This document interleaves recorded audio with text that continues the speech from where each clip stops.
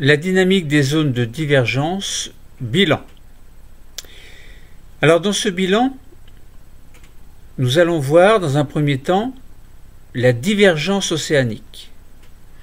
Puis, nous parlerons au niveau des dorsales océaniques du magmatisme, avec notamment la fusion partielle des péridotites et la mise en place de la croûte océanique. Dans un troisième temps, nous rappellerons qu'au niveau des dorsales, il y a une certaine diversité.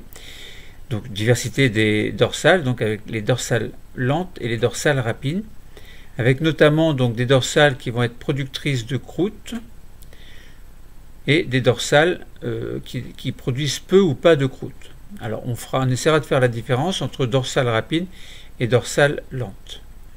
Puis nous verrons qu'il y a des transformations de la lithosphère océanique une fois que celle-ci s'est formée, avec notamment des changements chimiques et des changements minéralogiques.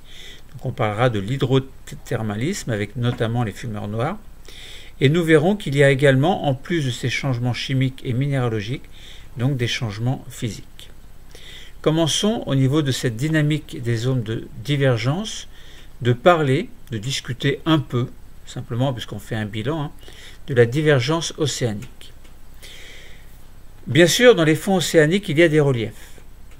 Et ces reliefs nous montrent qu'il y a des dorsales, et que ces dorsales sont des espèces d'épaississements, des bombements d'amplitude très importante au niveau des fonds marins. Donc leur largeur est relativement importante, plusieurs milliers de kilomètres, et il y a en fait un réseau en longueur d'environ 60 000 kilomètres pour certaines dorsales océaniques, et c'est donc ce réseau qui est très grand. Donc il y a un volcanisme en fait au fond des océans qui forme une espèce de ride immense de 60 000 km dans certains cas, et donc ces rides dominent les plaines abyssales qui elles font en moyenne 2500 mètres de profondeur, mais on peut avoir des profondeurs des plaines abyssales qui vont jusqu'à plus de 5000 km de profondeur. Donc ces dorsales sont caractérisées par plusieurs activités, notamment des séismes. Donc il y a bien des activités sismiques et ces séismes sont relativement peu profonds, une cinquantaine de kilomètres à peu près. Il y a des activités tectoniques, donc on parle de tectonique des plaques, mais là on aura la tectonique de la lithosphère océanique. Il y aura notamment de nombreuses failles qui vont se former, et ces failles seront de type faille normale, au niveau desquelles donc il y aura un plan de faille et une descente de certains matériaux par rapport à la roche de départ. Donc ces failles sont dues à l'extension qui est provoquée par la divergence. Alors nous verrons un peu plus tard que cette divergence, le moteur de cette divergence, se situe au niveau des zones de subduction. Alors il y a également des activités magmatiques, puisqu'une quantité phénoménale de roches volcaniques et plutoniques sont formées chaque année. Donc volcaniques par exemple ce seront des basaltes, et plutoniques, les gabbros, et l'ensemble des deux va former la croûte océanique. Sachant que la lithosphère océanique c'est la croûte plus le manteau lithosphérique. Il y a des activités d'hydrothermalisme également, notamment au niveau des fumeurs noirs. Parlons maintenant de magmatisme au niveau des dorsales océaniques. Alors, nous allons étudier donc ce magmatisme sous deux aspects. D'abord, l'aspect fusion partielle des péridotites, et ensuite l'aspect mise en place de cette croûte océanique constituée par les basaltes et les gabbros. Lorsque l'on fait une étude de tomographie sismique, eh bien cette tomographie sismique peut expliquer le flux géothermique qui est anormalement élevé au niveau des dorsales océaniques. Donc on met en évidence, le rappelons, une remontée asténosphérique. Et c'est au niveau de cette remontée asténosphérique, donc qui est due à une diminution de la pression, qui sera à l'origine de la fusion partielle et donc de la formation de la croûte océanique.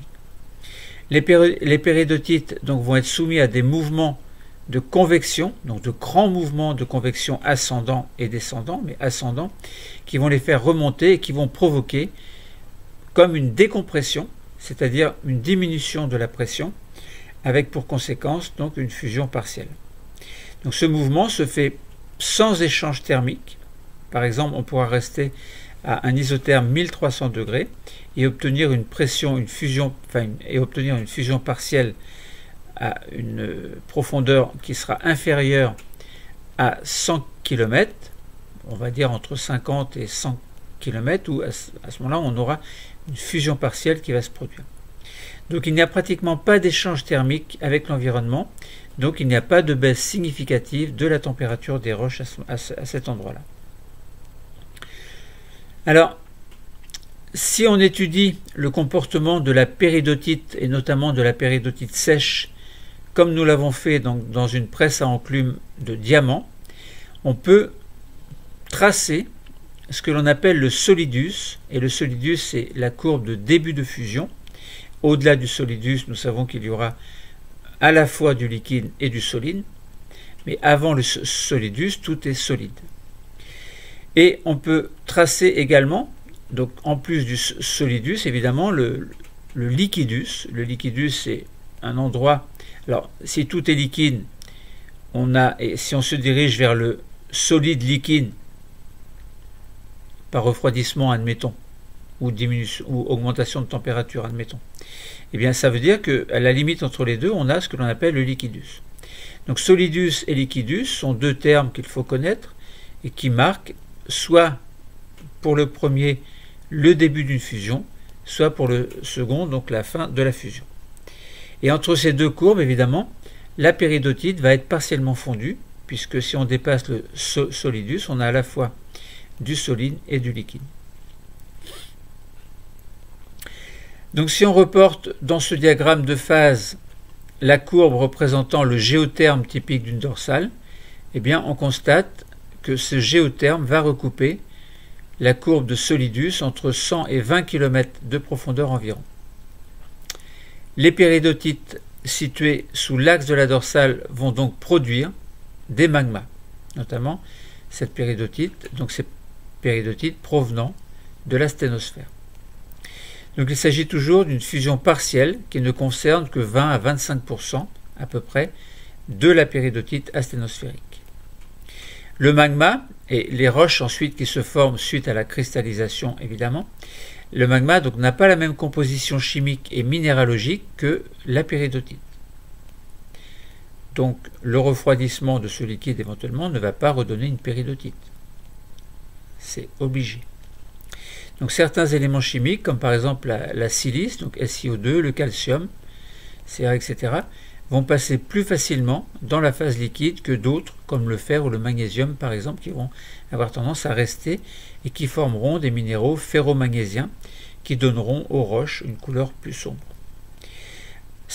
Alors, des gouttelettes de magma issues de la fusion partielle sont bien entendu moins denses, évidemment, que la roche solide, et vont de ce fait-là remonter et s'accumuler dans une zone qui est située entre 2 et 7 km sous l'axe de la dorsale. Va s'accumuler à cet endroit un liquide relativement épais où vont se former des cristaux et cet endroit s'appelle la chambre magmatique. Comment maintenant, donc ça c'était pour la fusion partielle des péridotites, comment maintenant se met en place la croûte océanique? Bien, dans la chambre magmatique, il y a des courants qui vont brasser l'ensemble de ces, donc comme une bouillie cristalline. Le contact des parois, un peu moins chaud que le cœur de la chambre, va favoriser la lente cristallisation du magma. La roche qui se forme en profondeur donc, est une roche plutonique, elle est grenue, c'est-à-dire qu'elle est entièrement constituée de cristaux jointifs, et dans ce cas, le pyroxène et le plagioclase vont prédominer. Il s'agit là d'une roche plutonique que l'on appelle le gabbro. Donc roche entièrement cristallisée de texture grenue. Donc c'est une roche plutonique évidemment. C'est une roche magmatique de type plutonique, c'est-à-dire entièrement cristallisée. La divergence des plaques lithosphériques va provoquer donc l'extension de la dorsale et plus particulièrement de son axe. Des failles normales se forment. Elles se forment donc dans le toit de la chambre magmatique. Du magma va pouvoir s'y infiltrer former des filons verticaux qui vont atteindre la surface des roches. Le refroidissement de ce magma à proximité ou au contact de l'eau de mer très froide est rapide et la roche qui se forme par arrivée du magma en surface est une roche volcanique. Elle est microlithique, c'est-à-dire formée par des petits cristaux qui n'ont pas eu le temps de cristalliser entièrement et noyés dans une pâte qui est relativement amorphe. Donc cette surface microlithique est constituée d'une pâte minérale qui n'a pas eu le temps de cristalliser lors de la remontée de ce liquide. Donc ça veut dire que si elle n'a pas eu le temps de cristalliser, ça veut dire qu'il y a moins de cristaux que dans les gabbros. Et pour la plupart, ces microlithes sont très petits, beaucoup plus petits que les phénocristaux qui ont pu se former dans les roches grenues. Donc on a des petits cristaux tout de même, même composition chimique entre les gabbros et les basaltes, mais ce qui diffère, c'est la texture. Les basaltes ont une texture microlithique, alors que les gabbros ont une texture grenue. Donc comme dans le gabbro, donc pyroxène et plagioclase vont dominer dans ces microlithes. La roche qui va cristalliser dans les filons sous forme de lave en coussin au contact de l'eau de mer est un basalte. Donc voilà pour le magmatisme de dorsale avec la fusion partielle des péridotites que nous avons expliqué et la mise en place de la croûte océanique. Alors maintenant essayons de voir, de comprendre en fait en quoi on peut parler de diversité de dorsales. Le magmatisme concerne des dorsales dites rapides, du moins le magmatisme que l'on vient d'étudier, c'est-à-dire des dorsales qui sont situées aux frontières de plaques où la vitesse de divergence est au moins de 9 à 10 cm par an. Les dorsales moins actives ont des fonctionnements différents. Donc ça veut dire qu'au niveau de l'océan Pacifique, il y a des dorsales qui seront plutôt rapides, alors qu'au niveau de l'océan Atlantique, on aura des dorsales qui seront plutôt lentes. Parlons des dorsales qui sont productrices de croûte. Les dorsales rapides, donc type océan Pacifique, par exemple à l'est de l'océan Pacifique, vous avez des dorsales, pas que là évidemment. Donc elles présentent un bombement large de plusieurs milliers de kilomètres, avec une vallée axiale qui est peu marquée et quelquefois même elle est absente. Ces caractéristiques sont dues à la présence d'un manteau qui est très chaud sous la croûte et le magma y est produit de manière permanente et suffisamment forte pour que l'essentiel de la création de nouvelles surfaces océaniques s'y fasse par accrétion, c'est-à-dire par apport de nouvelles roches magmatiques. Ces dorsales vont présenter une croûte continue qui sera formée d'environ 2 km de basalte en coussin et en filon,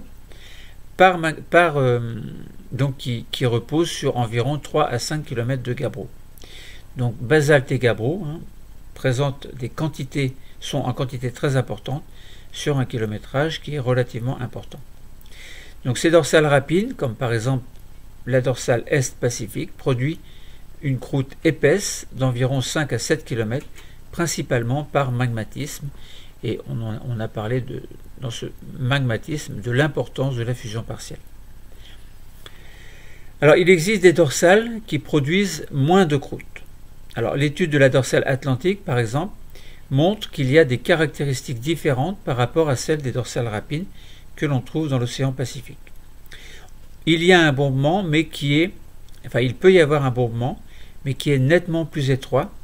Et au centre, on peut trouver une vallée axiale, alors on parle de rift proprement dite, donc une vallée axiale qui est produite par le fonctionnement de nombreuses failles normales qui se mettent en place tout au long de cette ligne axiale en fait, ainsi que des failles de détachement qui mettent les péridotites directement à l'affleurement. Alors c'est étrange, mais c'est comme ça. C'est comme si on marchait directement sur le manteau, sachant qu'à certains endroits, il n'y a pas de croûte océanique. Donc là, on voit bien qu'il y a une grande différence, une différence importante par rapport au fonctionnement des dorsales rapides qui, pratiquement tout le temps, mettent en avant une croûte océanique. Donc ces caractéristiques, on les met en relation avec la présence d'un manteau qui sera nettement moins chaud, donc une asténosphère qui sera moins chaude, avec évidemment une fusion partielle qui sera beaucoup moins importante, par rapport à celle de la dorsale rapine. Parfois, il n'y a pas de chambre magmatique. Bon. Ou alors plusieurs petites chambres magmatiques qui fonctionnent de manière intermittente. Il y a très peu de magma produit, très peu de basalte et de gabbro sont mis en place, donc la croûte océanique elle est très peu épaisse, elle est discontinue, voire totalement absente en de nombreux endroits. Les roches que l'on retrouve à l'affleurement sont en partie au moins des péridotites qui seront abîmées entre guillemets, et on dit serpentinisées, c'est-à-dire fortement hydratées et altérées à cause de la circulation hydrothermale qui se met en place dans ces endroits-là. Le magmatisme ne joue donc qu'un rôle secondaire dans le cas des dorsales lentes, et l'essentiel de la divergence étant assumé par des phénomènes tectoniques, c'est-à-dire par l'établissement de failles normales et de failles de détachement. Il existe tous les intermédiaires entre les deux modèles de dorsales que nous venons de décrire. Donc voilà pour la diversité des dorsales, avec d'une part des dorsales qui produisent de la croûte et qui correspondent à des dorsales rapides, et d'autre part des dorsales qui produisent peu ou pas de croûte et qui mettent donc directement le manteau à l'affleurement, et on parle là de dorsales lentes. Donc on a compris que dorsales rapides et dorsales lentes sont très importantes. Ensuite, dans un quatrième temps, essayons de comprendre les transformations chimiques, les transformations de la lithosphère océanique, notamment des changements chimiques et minéralogiques, avant de prendre conscience qu'il y a des changements physiques également. Alors, transformation de la lithosphère océanique, ça veut dire quoi? Ça veut dire qu'il y a des changements. Les changements peuvent être chimiques, minéralogiques ou physiques. Commençons par les changements chimiques et minéralogiques. Lorsque la dorsale se forme, eh bien, la nouvelle croûte océanique et les roches du manteau superficiel sont traversées par une eau qui est très froide, puisqu'elle est aux environs de 4 degrés Celsius, et cette eau va réussir à s'infiltrer dans les failles, dans les très nombreuses failles qui accompagnent cette dorsale océanique. L'eau va se réchauffer évidemment au contact des roches profondes, et sa densité va diminuer, et elle va ressortir au niveau de cheminées hydrothermales que l'on appelle les fumeurs noirs. Donc la température de l'eau à ce moment-là sera comprise entre 300 et 400 degrés Celsius. Donc on voit bien qu'entre 4 degrés et 400 degrés, il y a un écart de température énorme. L'équivalent de la moitié de l'eau de l'océan Atlantique passerait ainsi par la circulation hydrothermale des dorsales chaque année. Donc on voit bien là que la circulation hydrothermale a un rôle très très important dans l'évolution de la lithosphère océanique.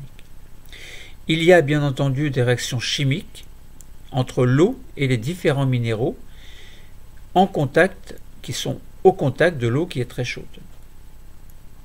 Et l'eau va se charger en éléments métalliques, tandis que des molécules d'eau vont pénétrer au sein même des cristaux. Ces roches vont subir des transformations chimiques et minéralogiques que l'on qualifie d'hydrothermalisme. Au cours de cette circulation, les roches vont se refroidir, et cette baisse de température va déstabiliser les associations minérales présentes au départ. Ainsi, les cristaux de pyroxène et de plagioclase vont réagir entre eux et avec l'eau dès que la température s'abaisse sous 700 degrés Celsius. Il se forme alors un nouveau minéral qui sera hydraté et que l'on appelle la hornblende. Lorsque la température descend sous 500 degrés Celsius, ce minéral, donc cette hornblende, va réagir à son tour avec d'autres minéraux, et de nouveaux minéraux encore plus hydratés vont apparaître, comme par exemple la chlorite et l'actinote. Les roches de la lithosphère vont subir dès leur mise en place sur la dorsale un métamorphisme, donc en plus de l'hydrothermalisme, et ce métamorphisme correspond à des transformations minérales à l'état solide, qui est dû à leur hydratation et à des changements d'environnement physique, par exemple, notamment la température et la pression. Ces roches vont passer dans le faciès schiste vert, environnement caractérisé par une pression et une température relativement basse, et on appelle métabasalte, métagabbro et métapéridotite du faciès schiste vert, les roches métamorphiques qui sont ainsi formées. Passons maintenant aux changements physiques. Alors, les circulations hydrothermales refroidissent rapidement les roches sur une dizaine de kilomètres d'épaisseur. Donc là, on voit là que le rôle de l'eau est très important. Et lorsque la température du manteau passe sous 1300 degrés, eh bien la péridotite devient rigide. Un manteau lithosphérique va se former.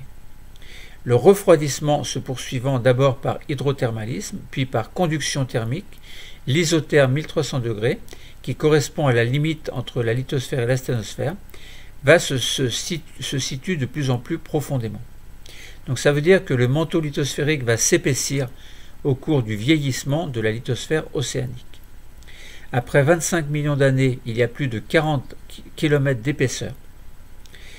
À l'âge de 100 millions d'années, son épaisseur va dépasser les 100 km.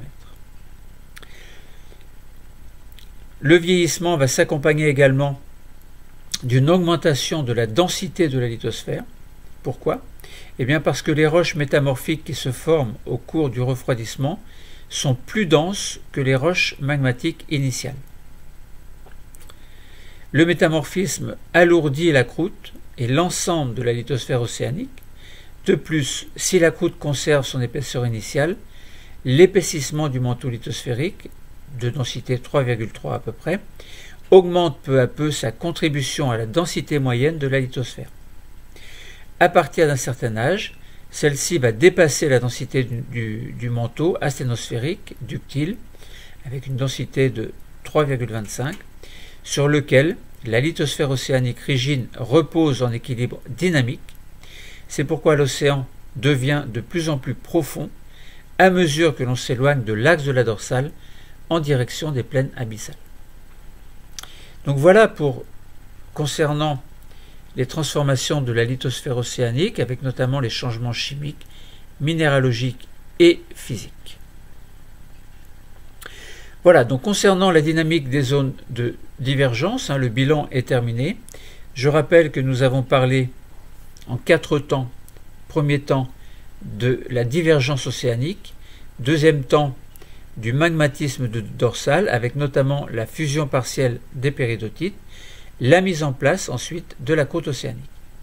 Troisième temps, nous avons parlé de la diversité des dorsales, avec notamment des dorsales productrices de croûte océanique, et les dorsales qui produisent peu ou pas de croûte. Autrement dit, nous avons fait la différence entre les dorsales rapides, type océan Pacifique, et les dorsales lentes, type océan Atlantique. Quatrième temps, nous avons vu qu'il y a des transformations de cette lithosphère océanique, avec notamment des transformations chimiques et minéralogiques qui sont dues à un certain hydrothermalisme. Et puis nous avons vu également qu'il y a des changements physiques de la lithosphère, avec notamment une hydratation, un épaississement et un alourdissement à mesure que cette lithosphère océanique prend de l'âge et à mesure qu'elle s'écarte de l'axe de la dorsale. Le cours est terminé. Merci. Alors le sourire final. Alors c'est peut-être mieux. En fait, ça fait sombre, dis donc. Ouh. Ça veut dire qu'il fait nuit. Bon, ça c'est pour la photo du sourire. Bon. Ça va peut-être bien comme ça. Ça fait un télo.